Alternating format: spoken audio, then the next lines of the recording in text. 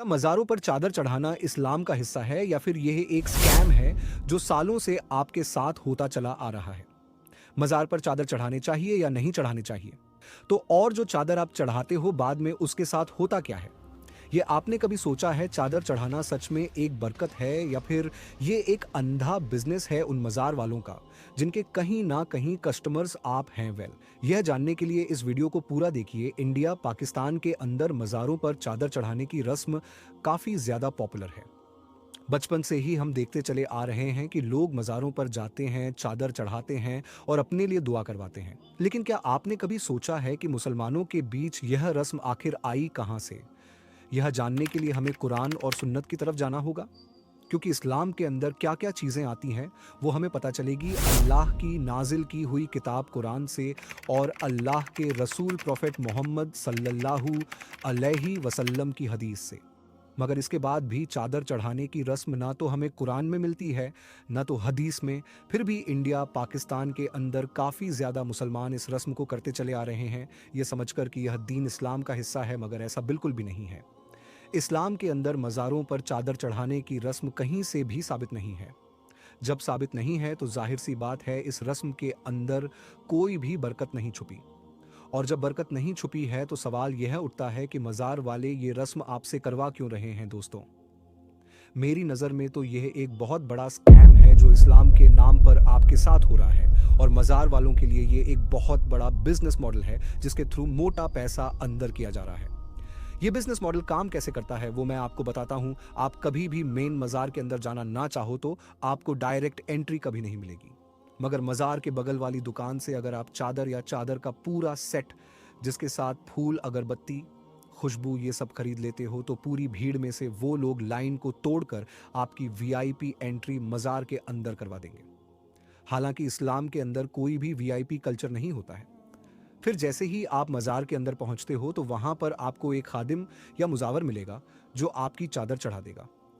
फिर अगर आपकी कोई मन्नत होगी या ख्वाहिश होगी तो वो खादिम कब्र वाले से आपके लिए दुआ करने लगेगा, जो कि खुला शह है। शिर्क इसलिए कह रहा हूं बिकॉज नबी सल्लल्लाहु अलैहि वसल्लम की एक हदीस है जिसमें नबी सल्लल्लाहु अलैहि वसल्लम ने फरमाया है कि दुआ इद वर्शिप, दुआ एक इबादत है और हम सब जानते हैं कि इबादत हम सिर्फ अल्लाह की करते हैं। तो इस हदीस से हमें क्या पता चलता है कि ये जो हम दुआ मांगते हैं ये दुआ हम सिर्फ अल्लाह से मांग सकते हैं।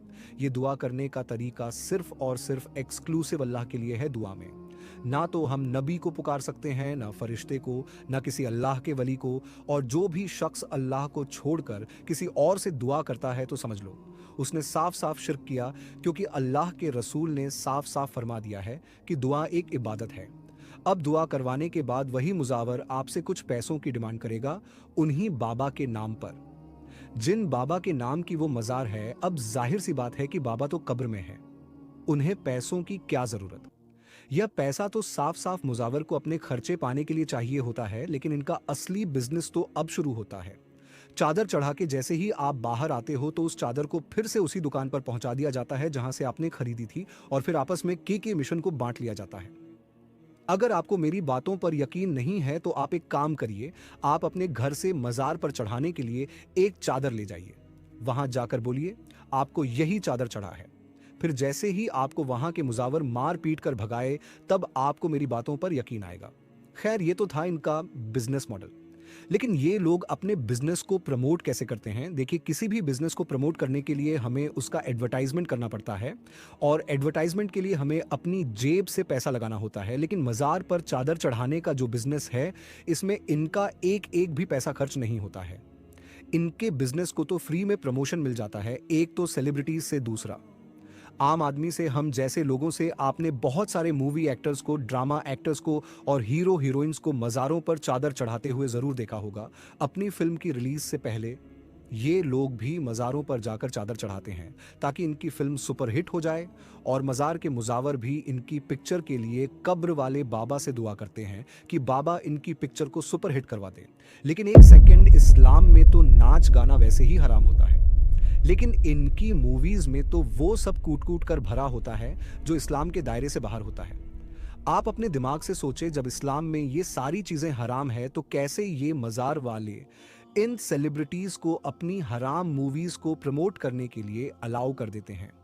जिन चीज़ों पर अल्लाह सुब्हाना ताला ने रोक लगाई है, उन्हीं चीज़ों को कैसे ये लोग इस्लाम के नाम पर प्रमोट कर रहे हैं?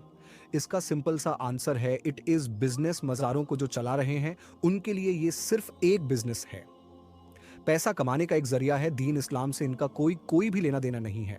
मकसद इनका है सिर्फ़ पैसा अंदर करना है, अपनी जेबों को भरना है। हमारे और आप जैसे नॉर्मल लोगों की बात करें, तो वो इन्हीं सेलिब्रिटीज़ को देखकर इन्फ्लुएंस हो जाते हैं।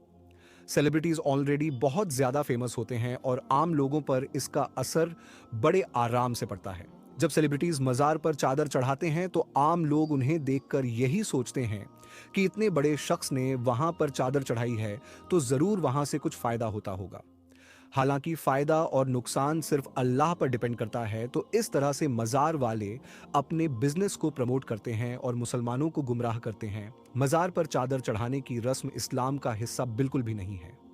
इस रस्म को लोगों ने खुद ईजाद किया है, जो कि एक बिद्दत है, और हमारे नबी सल्लल्लाहु अलैहि वसल्लम ने फरमाया है, हर बिद्दत गुमराही है और हर गुमराही आग में ले जाएगी।